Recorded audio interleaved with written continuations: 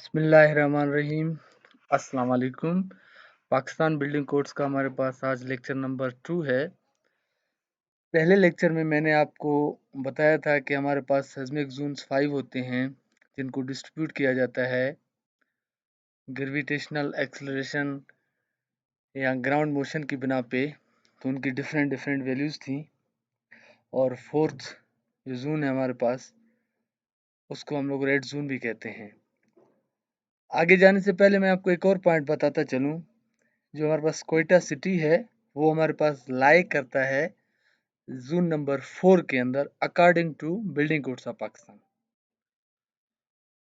इसमें हमारे पास आज के लेक्चर में है कुछ डेफिनेशंस हैं। अलाइबल स्ट्रेस डिज़ाइन, ये हमारे पास होता है कि हम लोग इसको डिज़ाइन करते हैं किसी स्ट्रक्चर को, तो उसमें हम लोग जो हमारे पास एलिमेंट्स होते हैं वो उनके अंदर जो स्ट्रेस होता है वो अलाइबल स्ट्रेस तक होना चाहिए। यानी हम लोग डिजाइनिंग के अंदर जो है एलिमेंट्स के अलाइबल स्ट्रेस को कंसीडर करते हैं।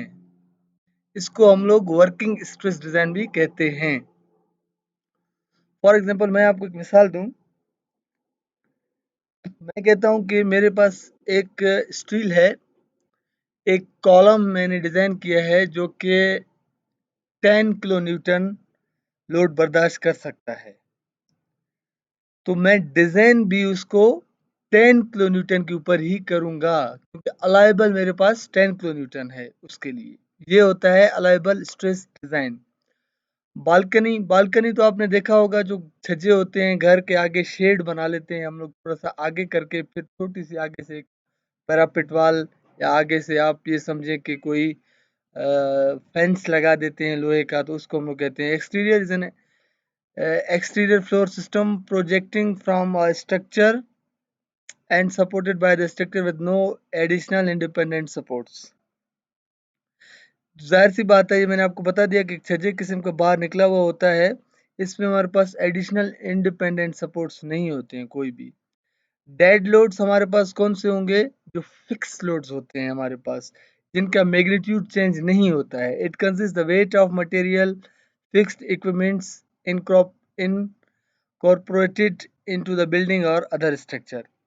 फिर हमारे पास डेक है। डेक जो होता है एक्चुअली जो साइड्स होते हैं किसी चीज के, दोनों अपोजिट साइड्स किसी फ्लोर को या किसी सिस्टम को सपोर्ट करने के लिए। It is an exterior floor system supported on at least to opposing sides by adjoining structures और पोस्ट पियर्स और other independent supports. Limit state, limit state में हमारे पास ये होता है कि हम लोग किसी भी स्ट्रक्चर का जो है लिमिट के अंदर उसकी डिजाइन करते हैं। अभी वो लिमिट यील्डिंग लिमिट भी हो सकता है हमारे पास, वो लिमिट उसकी जो है ना कंप्रेसिबिलिटी भी लिमिट हो सकती है, वो लिमिट प्रिंसिपल परमिसिबल स्ट्रेसेस की लिमिट भी हो सकती है। यानी जब हम लोग किसी चीज़ को डिज़ाइन करते हैं तो हम लोग लिमिट स्टेट लेते हैं, और लिमिट स्टेट क्या होता है?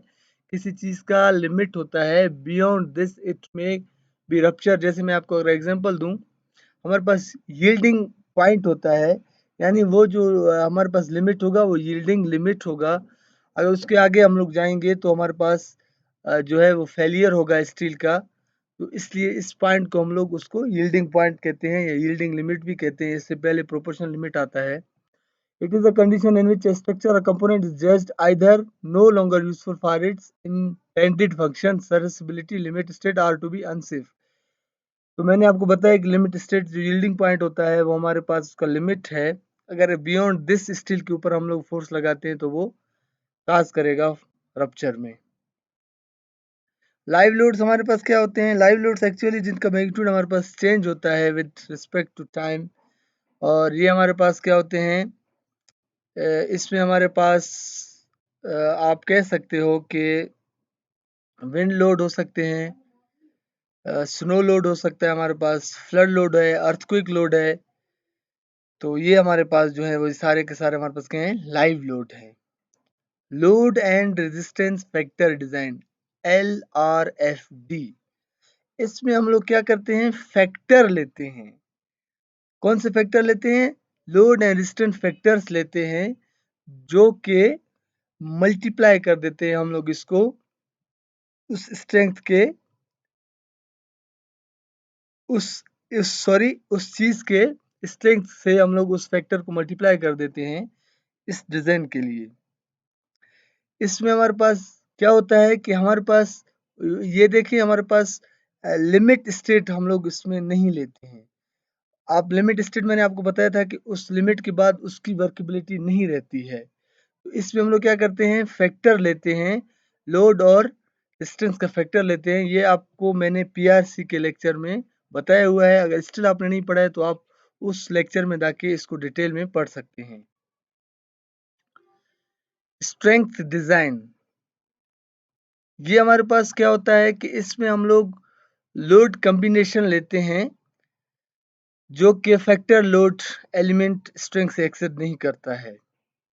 रैशनैलिटी, हमारे पास एक और मेथड होता है जिसमें हमारे पास मैकेनिक्स के प्रिंसिपल यूज होते हैं। Any system or method of construction to be used shall be based on the rational analysis in according with the well-established principles of mechanics. Such analysis shall result in a system that provides a complete load path capable of transferring all loads and forces from the point of origin to the load resisting element. तो ये भी एक किस्म की आप समझें कि एक मेथड है हमारे पास डिज़ाइनिंग का। इसमें हम लोग डिज़ाइन करते हैं, क्योंकि हम लोग डिटेल में नहीं जाएंगे, पाकिस्तान बिल्डिंग कोड्स ही पढ़ रहे हैं। जस्ट आपको पता होना चाहिए कि इसमें हम लोग के पास पूरा लोड पाथ का मैकेनिज्म हमारे पास होता है, जिसमें लोड सारे ट्रांसफ़र होते हैं ओरिजिन से लेकर लोड स्ट्रिंग एलिमेंट तक। एनक्रोच, एनक्रोच जो है हमारे पास, अगर आपने देखा होगा कि हम लोग जो है वो एनक्रोच मतलब किसी चीज़ को बांध देते हैं मजबूत करने के लिए, या वो रूफ टू वॉल्स हो सकते हैं एंड कॉलम्स हो सकते हैं, ताकि वो एक दूसरे के साथ अच्छी प्रॉपर बेंडिंग बनाएं और जो है स्लाइडिंग जो फोर्सेस हैं उनको अ, उनके खिलाफ मुज़ाहमत या रेजिस्टेंस पैदा कर सकें, उनके खिलाफ रुक सकें। इसको हम लोग एनक्रोच कहते हैं। इरेक्शन ऑफ स्ट्रक्चरल फ्रेमिंग, ये हमारे पास क्या होता है कि जब हम लोग कोई भी कंस्ट्रक्शन वर्क कर रहे होते हैं, तो उसमें हमारे पास क्या होता है, उसमें हम लोग कोशिश करते हैं कि हमारे पास जो स्ट्रक्चर कंस्ट्रक्शन का काम हो वो सीधा हो। उसके लिए हम लोग के पास क्या होना चाहिए, ट्रू और प्लम बॉब का नाम सुना है, उसमें हम लोग 90 डिग्री उसमें देखते हैं कि वो आया स्ट्रेटनेस उसमें है या नहीं है।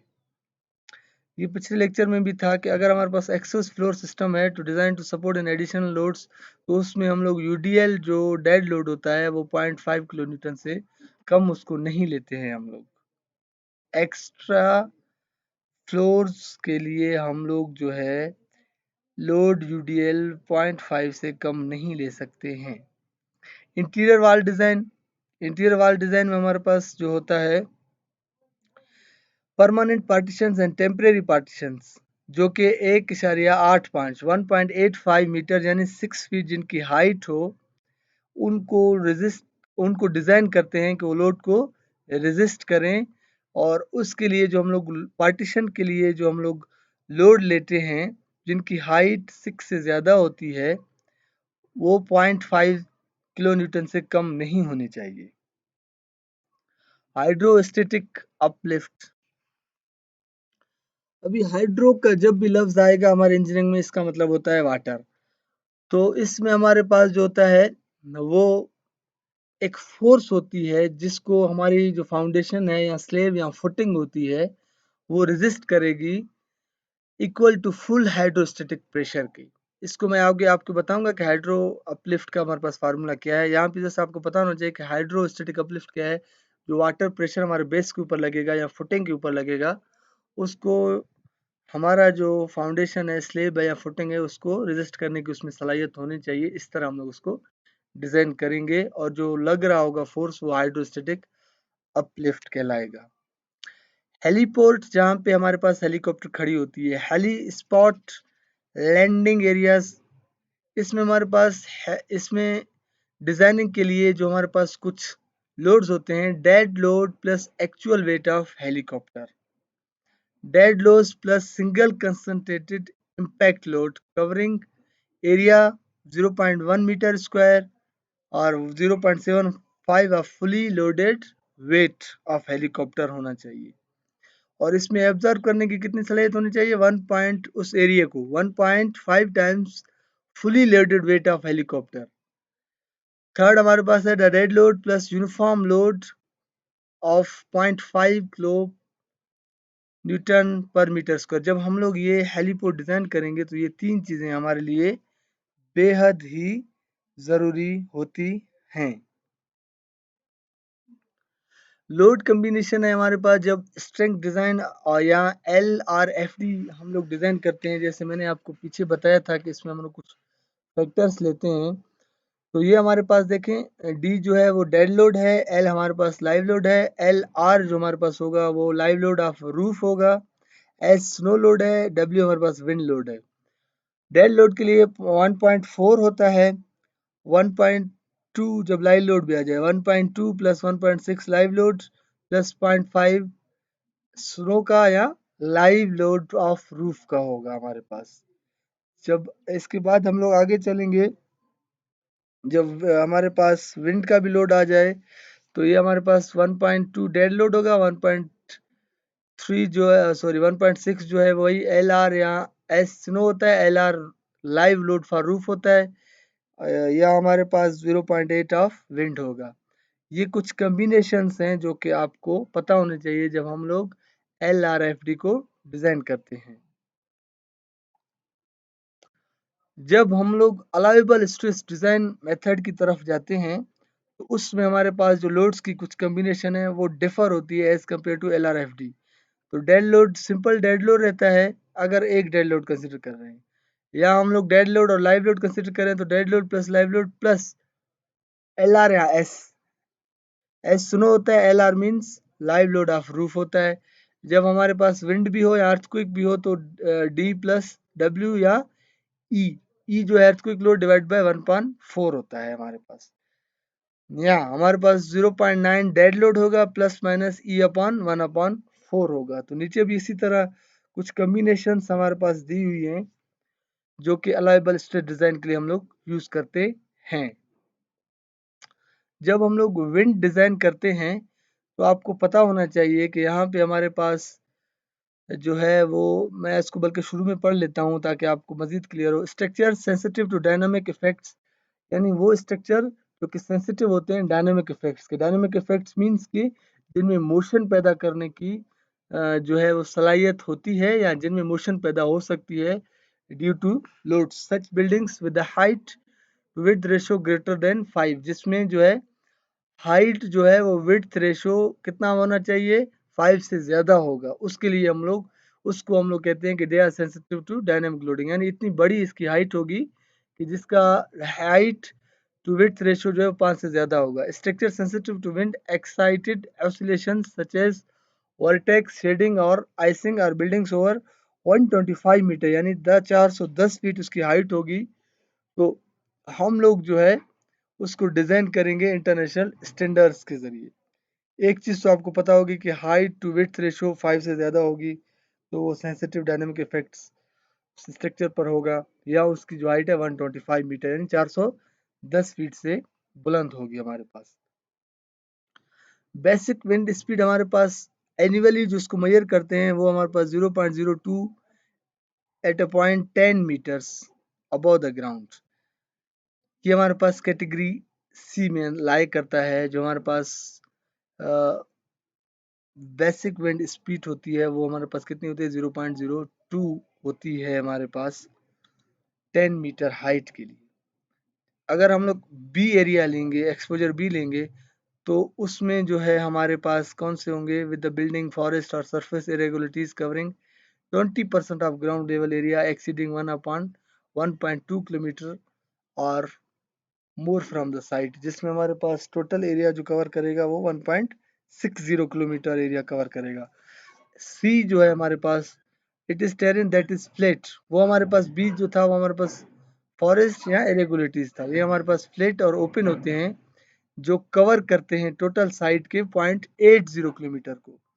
फिर हमारे पास है एक्सपोजर डी, जिसमें हमारे पास सीवियर एक्सपोजर होता है, जिसमें बेसिक विंड जिसकी स्पीड होती है 130 किलोमीटर पर आवर हो सकती है या उससे भी ग्रेटर हो सकती है। और इसमें हमारे पास जो होता है वाटर बॉडीज जो है वो फेस कर रहे होते हैं 1.60, जो हमारे पास बिल्डिंग है वो उसमें एक्सपोज टू वाटर 1.60 किलोमीटर है वाटर के अंदर। और exposure D extend inland from the shore line, यानी जो हमारे पास सी शोर लाइन है उसको एक्सटेंड करता है वहां से कोई 0.480 किलोमीटर या 10 times of the building height which were greater। Fastest mile wind speed, यानी हमारे पास जो विंड स्पीड है वो हमारे पास कितनी होगी maximum. It is the wind speed obtained from the wind velocity maps prepared by the concerned authorities or the local meteorological data and is highest sustained average wind speed based upon the time required for a mile long sample of air to pass the fixed point। Fastest mile wind speed जो है हमारे पास ये engineer खुद design नहीं करते हैं। ये meteorological department जो महकमा मौसमियात हैं उनसे हम लोग लेते हैं कि किसी इलाके में ज़्यादा से ज़्यादा जो हवा की शिद्दत है वो कितनी है, तो उसका एवरेज लेकर हम लोग वहाँ पे बिल्डिंग डिज़ाइन करते हैं। ओपनिंग्स के लिए हम लोग these are the apertures or holes in the exterior wall boundaries of the structure। All windows and doors or other openings shall be considered as opening unless such openings and their frames are specially designed and designed to stretch load on elements and components in accordance with the provisions of this section। Openings हमारे पास basically जब हम लोग बात करेंगे wind के area की जहाँ पे विंड हमारे पास बहुत ज़्यादा है तो उसमें हम लोग डोर्स और विंडोज को कंसिडर करेंगे एज अ ओपनिंग, या कोई भी हमारे पास होल्स हो सकते हैं या हमारे पास वेंटिलेटर भी हो सकते हैं। पार्शियली इनक्लोज्ड स्ट्रक्चर या स्टोरी, ये हमारे पास क्या होते हैं। इट इज अ स्ट्रक्चर और story that has more than 15% of any windward projection area open and area of opening on the other project area is less than half of that। यानी ऐसे हमारे पास स्टोरीज जिनका जो है 15% जो होगा वो एरिया हमारे पास लाई करेगा विंड वर्ड्स की तरफ, यानी जहां हवा की जैसे सिमत है उसी सिमत में टोटल स्ट्रक्चर का जो है 15% लाई करेगा। और अन इनक्लोज स्ट्रक्चर क्या है जिसमें हमारे पास 85% या मोर बिल्डिंग जो है वो लाई करेंगे ओपनिंग की तरफ, या उसकी जो ओपनिंग होगी वो हमारे पास 85% जो होगी वो विंड वर्ड्स की तरफ होगी। बेसिक विंड डिज़ाइन हम लोग कैसे करते हैं विंड स्पीड को, तो मैंने आपको बताया था कि लोकल अथॉरिटीज़ हमें इसके बारे में डेटा देती हैं। मिनिमम विंड वेलोसिटी जो होती है वो हमारे पास 120 किलोमीटर पर आवर से कम नहीं होनी चाहिए 10 मीटर हाइट के बिल्डिंग के लिए। और all structures at the coast shall be design to reach wind velocity not less than 130 kilometre per hour. Minimum 120 होती है, लेकिन जब हम लोग सी शोर की बात करते हैं या कोस्ट की बात करते हैं, साहिल समुंदर की बात करते हैं, तो वहाँ पे जो हम लोग डिज़ाइन करते हैं तो वहाँ पे वेलोसिटी को कंसीडर करते हैं कि ये 130 किलोमीटर पर आवर होगी सिर्फ 10 मीटर हाइट बिल्डिंग के लिए या 33 फीट के लिए।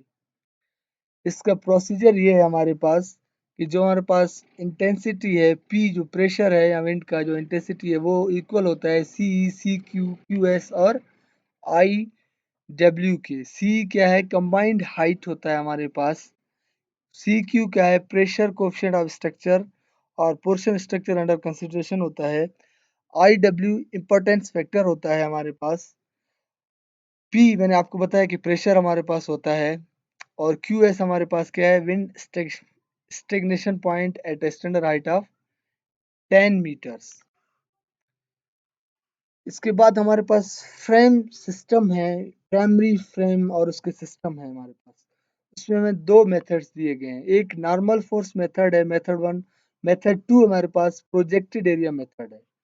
नॉर्मल फोर्स मेथड में हमारे पास क्या होता है, इसमें हम लोग डिजाइन करते हैं गेबल्ड रिजिड फ्रेम्स को and may be use for any structure. यहाँ तो गेबल रिजिड फ्रेम्स होने चाहिए, आपको पता होना चाहिए, या हमारे पास कोई भी स्ट्रक्चर हो सकता है। In normal force method, the wind pressure should assume to act simultaneously normal to all the exterior surface। यानी इसमें हमारे पास अगर कोई बिल्डिंग जहां पर भी वाक़ है, विंड जो लगेगा वो नॉर्मल डायरेक्शन में इक्वली डिस्ट्रीब्यूट होगा, पूरे बिल्डिंग के ऊपर सेम लोड लगेगा विंड का। For pressure on roofs and leeward walls, CE shall be evaluated at the mean roof height. यानी रूफ और लीवर्ड जो वॉल्स होते हैं उसमें हम लोग सी को कैलकुलेट करेंगे, मीन उसका निकाल के, रूफ के हाइट को निकाल के सी को कंसिडर करेंगे। सी क्या था, सी हमारे पास देखिए कंबाइंड हाइट था, exposure and gust factor coefficient जिसको कहते हैं। कंबाइंड हाइट मींस कि वो हाइट जहां पे हमारे पास प्रेशर लग रहा हो हवा का। मेथड 2 है प्रोजेक्टेड एरिया मेथड। अभी method 2 is used for any structure less than 60 metres in height. वो कोई भी बिल्डिंग हो सकती थी या रिजिड फ्रेम हो सकते थे, लेकिन ये हमारे पास क्या होना चाहिए, प्रोजेक्टेड एरिया मेथड में हमारे पास ऐसे फ्रेम होंगे जो कि 60 मीटर जिनकी हाइट होगी या लेस होगी उससे। This method may be used in stability determination for any structure less than 60 meters। मैंने आपको बता दिया। In projected area method, horizontal pressure shall be assumed to act on the full vertical projected area of the surface। जो horizontal pressure होगा उसको assume करेंगे कि ये वर्टिकल प्रोजेक्ट एरिया के ऊपर इक्वल लग रहा है। The vertical pressure shall be assume to act simultaneously upon the full horizontal projected area. देखिए जब प्रोजेक्ट का लफ्ज आ गया तो ये भी यहीं पे बता रहा है कि जो वर्टिकल प्रेशर होगा वो एक्ट करेगा हॉरिजेंटल के ऊपर, और हॉरिजेंटल जो प्रेशर होगा हवा का उसको हम लोग कंसिडर करेंगे वर्टिकल के ऊपर। यानी दोनों का अल्टरनेट लिया हमने, वर्टिकल के लिए हॉरिजेंटल फोर्स लिया, हॉरिजेंटल के लिए वर्टिकल फोर्स लिया हवा के प्रेशर का। That's it for the this lecture. I hope you enjoy and understand this lecture. Thank you so much. Allah Hafiz.